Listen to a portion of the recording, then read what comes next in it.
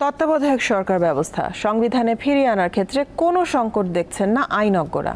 তাদের মতে এই মুহূর্তেই তত্ত্বাবধায়ক সরকার ব্যবস্থা সংবিধানে অন্তর্ভুক্ত করার একাধিক পথ রয়েছে। ভবিষ্যতে যেন কোনো সরকার স্বৈরাচারী হয়ে উঠতে না পারে, সেজন্য এই ব্যবস্থার প্রয়োজন রয়েছে বলেও মত দেন তারা। 2009 সালে সরকার গঠন করে আওয়ামী লীগ নেতৃত্বাধীন মহাজোট। 2011 সালে আপিল বিভাগের রায়ে তত্ত্বাবধায়ক সরকার ব্যবস্থা বাতিল করে রায় দেয়া হয়। সংক্ষিপ্ত রায়ে তত্ত্বাবধায়ক সরকার ব্যবস্থা আরও 2 মেয়াদে থাকতে পারে এমন কথা উল্লেখ করা হয়, কিন্তু চূড়ান্ত রায়ে 2 মেয়াদের বিষয়টি আর রাখা হয়নি। বলা হয় এ বিষয়ে সংসদ সিদ্ধান্ত নেবে। এই রায়ের আলোকে তত্ত্বাবধায়ক সরকার ব্যবস্থা বাতিল হয়ে যাওয়ায় সুষ্ঠু নির্বাচন চ্যালেঞ্জের মুখে পড়ে। দলীয় সরকারের অধীনে বিতর্কিত নির্বাচনের মাধ্যমে ক্ষমতা দখলে রাখে আওয়ামী লীগ। গত জুলাই আগস্টের বিপ্লবে ক্ষমতাচ্যুত তারা।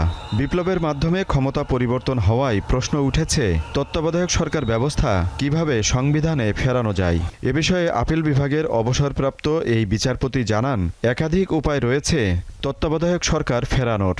রিভিউটা করলো, তো রিভিউ করে ওই জাজমেন্টটা সেটা সাইড করে দিল, তো মানে এবং রেস্টোর করে দিল, 13 অ্যামেন্ডমেন্ট যেভাবে ছিল ওইভাবে চলে আসলো।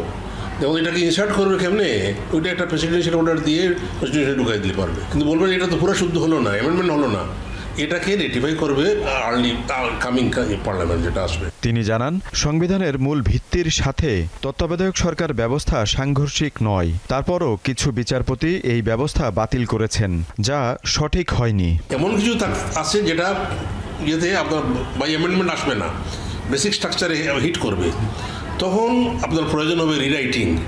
আর যেগুলি হিট করবে না, যেমন 13 অ্যামেন্ডমেন্ট, এটা তো ছিলই, এটা বেসিক স্ট্রাকচারে আমরা কনসিস্টেন্টলি রায় দিয়ে যাচ্ছি যে এটা কোনো হিট করে না, কোথাও সাংঘর্ষিক নয়। অল অন এ সাডেন আমাদের একজন জজ সাহেব তার 2 জনে মিলে বলল যে সাংঘর্ষিক। তত্ত্বাবধায়ক সরকারের অধীনে অনুষ্ঠিত নির্বাচন নিয়ে বিতর্ক কম এবং বিধানটি সংবিধানসম্মত হওয়ায় তা বহাল করতে কোনো জটিলতা নেই বলে মনে করছেন তিনি। আজিজুল ইসলাম, দীপ্ত সংবাদ, ঢাকা।